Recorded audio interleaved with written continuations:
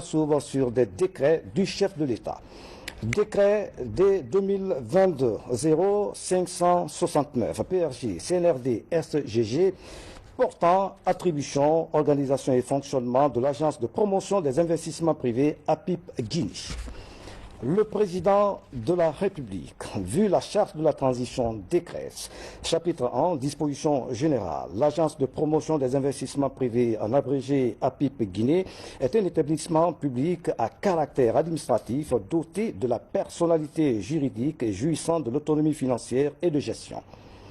L'APIP Guinée est placée sous la tutelle technique du ministère du Commerce, de l'Industrie et des PME et sous la tutelle financière du ministère de l'Économie et des Finances. Chapitre 2. Mission et attributions. L'Agence de promotion des investissements privés a pour mission la mise en œuvre de la politique du gouvernement en matière de promotion, de développement des investissements privés et l'appui à l'entrepreneuriat. À ce titre, elle est chargée d'assurer les fonctions du guichet unique de l'investisseur, d'accueillir, d'informer, d'accompagner les investisseurs nationaux et étrangers dans l'accomplissement des formalités de création et de mise en œuvre de leurs projets à travers le guichet unique, de faciliter la délivrance aux investisseurs des autorisations d'exercer dans les secteurs d'activité économique soumis à une réglementation spéciale, d'encourager et de soutenir le développement des investissements nationaux et étrangers, de contribuer à l'amélioration de l'investissement, des affaires et au développement des zones d'activité économique, de favoriser la création et le développement des entreprises nationales, de favoriser le développement de partenariats entre les entreprises guinéennes et celles étrangères,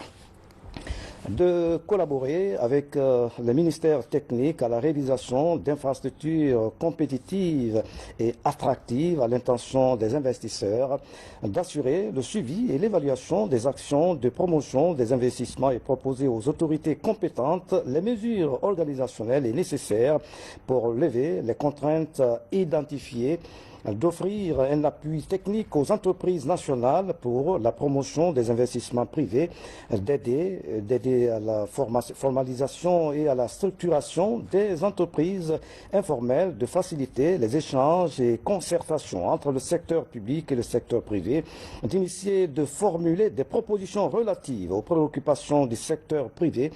de contribuer à la mise en œuvre en tant qu'agent d'exécution des programmes du gouvernement et des partenaires au développement en faveur du secteur privé, de faciliter la simplification des textes et des procédures liées à l'investissement, des systèmes de tarification et des barèmes, la réduction des coûts de facteurs, d'impliquer les dispositions du Code des investissements, d'assurer le secrétariat permanent du comité technique de suivi des investissements, de procéder à la publication en ligne des annonces légales relatives à la création d'entreprises.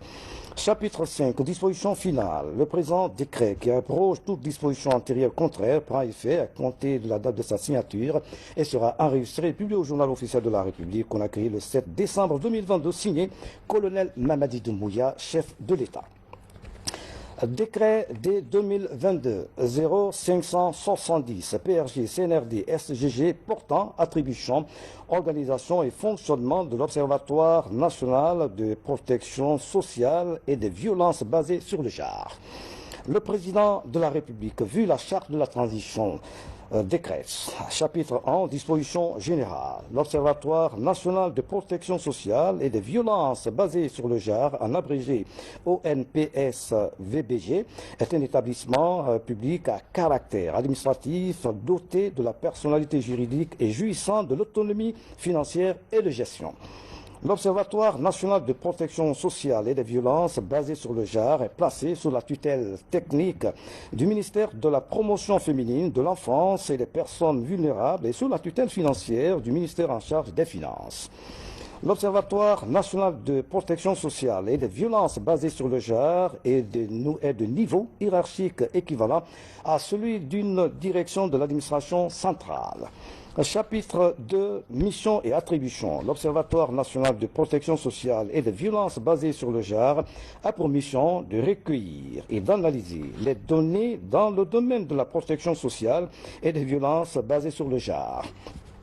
Il assure en collaboration avec le Comité national de la protection sociale, CNPS, et le Comité national pour l'élimination de toutes les formes de la discrimination à l'égard de la femme, le suivi et l'évaluation de la mise en œuvre de la politique nationale de protection sociale et celle du genre, ainsi que de leurs effets et impacts. À ce titre, il est particulièrement chargé de collecter les informations relatives aux situations de pauvreté, de précarité, d'exclusion, d'indigence, de sinistres et de catastrophes, de servir de système de veille et d'alerte pour les décideurs politiques, partenaires et acteurs intervenant dans le domaine de la protection sociale et des violences basées sur le genre, d'étudier les conditions de développement des capacités de résilience des populations face aux choses et risques exogènes, de contribuer à l'amélioration de l'accès des groupes vulnérables aux services sociaux de base.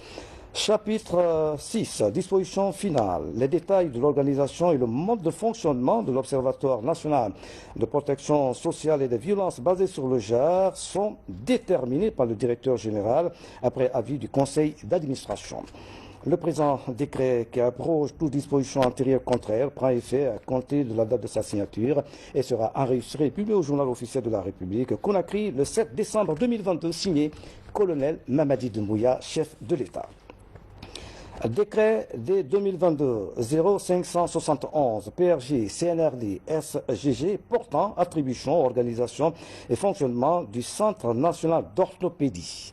Le président de la République, vu la charte de la transition, décrète. Chapitre 1. Disposition générale. Le Centre national d'orthopédie, en abrégé CNO, est un établissement public à caractère administratif doté de la personnalité juridique et jouissant de l'autonomie financière et de gestion. Le Centre national d'orthopédie est placé sous la tutelle technique du ministère de la promotion féminine, de l'enfance et des personnes vulnérables et sous la tutelle financière du ministère en charge des finances. Il est de niveau hiérarchique équivalent à celui d'une direction de l'administration centrale. Chapitre 2, attribution. Le Centre national d'orthopédie a pour attribution d'assurer la réadaptation des personnes handicapées physiques. À ce titre, il est particulièrement chargé d'offrir des services de consultation médicale spécialisée, d'orthopaillage, d'appareillage orthopédique et de rééducation fonctionnelle des patients, d'assurer la prise en charge des patients sollicitant l'un de ces services sociaux, sanitaires et techniques, d'assurer la confection, la réparation d'appareils orthopédiques et d'aide à la vie pratique, d'assurer la prise en charge physio-sociale des patients, de promouvoir la recherche dans le domaine de la réadaptation orthopédique et de la rééducation sociale, de promouvoir les services de réadaptation orthopédique et de rééducation fonctionnelle, d'assurer le suivi des activités des organisations non gouvernementales ou tout autre organisme œuvrant dans les domaines de la réadaptation orthopédique et de la rééducation fonctionnelle des personnes handicapées physiques, de collaborer avec toute institution nationale ou internationale œuvrant dans les domaines de la réadaptation orthopédique et de la rééducation fonctionnelle des personnes handicapées physiques, de contribuer à l'élaboration et à la mise en œuvre du programme et projet de réadaptation à la base communautaire en faveur des personnes handicapées physiques, de contribuer à l'élaboration des rapports nationaux sur la mise en œuvre des conventions et autres accords internationaux relatifs à l'employabilité, la réadaptation, la rééducation et l'insertion socio-professionnelle des personnes handicapées physiques. Article 5, disposition finale. Les détails, l'organisation et le fonctionnement des services du Centre national d'orthopédie feront l'objet d'arrêtés du ministère en charge de la promotion féminine, de l'enfance et des personnes vulnérables pris sur proposition du directeur général après avis du conseil d'administration. Le présent décret qui abroge toute disposition antérieure contraire sera enregistré et publié au journal officiel de la République. Conakry, le 7 décembre 2022, signé colonel Mamadi Doumbouya, chef de l'État.